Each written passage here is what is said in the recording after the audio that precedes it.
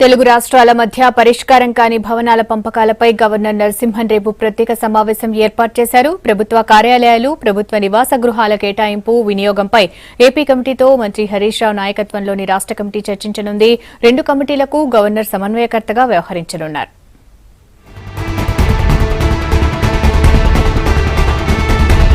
Telangana, AP రాష్ట్రాల మధ్య విభజన వివాదాల పరిష్కారానికి చొరవ తీసుకుంటున్నారు గవర్నర్ నరసింహన్.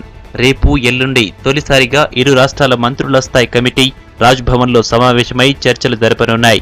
రాష్ట్రం నుంచి మంత్రి హరీష్ రావు నాయకత్వంలో మంత్రి జగదీష్ రెడ్డి, ప్రభుత్వ సలహాదారు వివేక్ సభ్యులుగా ఉన్నారు.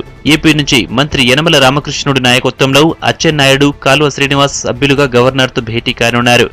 హైదరాబాద్లోని ప్రభుత్వ భవనాలు, 9, 10వ షెడ్యూల్లో సంస్థల విభజన, జల జగడాలు, విద్యుత్ ఉద్యోగుల విభజన సహా అన్ని ప్రధాన సమస్యలు సమావేశంలో చర్చకు వచ్చే అవకాశం ఉంది.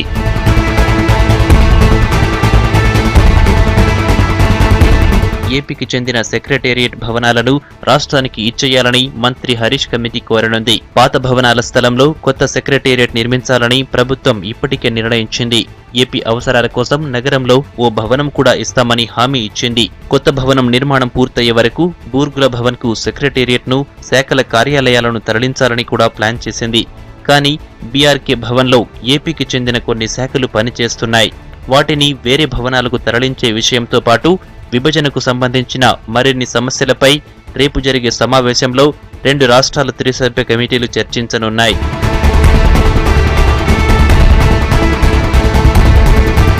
మరోవైపు విభజన తర్వాత తమకు వాటాగా వచ్చే ఆస్తుల జాబితా, వాటి విలువలపై ఏపీ సర్కార్ ప్రాథమిక అంచనాలు రెడీ చేసినట్లు తెలుస్తోంది.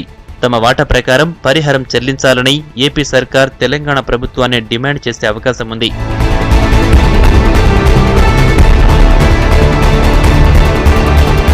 ఇక ముఖ్యమంత్రి కేసీఆర్ గవర్నర్ నరసింహన్తో భేటీ అయ్యారు. తెలుగు రాష్ట్రాల మధ్య విభజనతో ముడిపడి ఉన్న సమస్యలపైనే చర్చించినట్లు తెలుస్తోంది.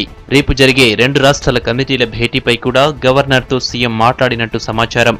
అలాగే ఎస్సీ ఎస్టీల కమిటీల ఏర్పాటు, సబ్ ప్లాన్ కు చట్ట సవరణతో పాటు కొత్త బడ్జెట్లో నిధుల కేటాయింపులపై ఇద్దరి మధ్య చర్చ జరిగినట్లు ప్రభుత్వ వర్గాలు తెలిపాయి.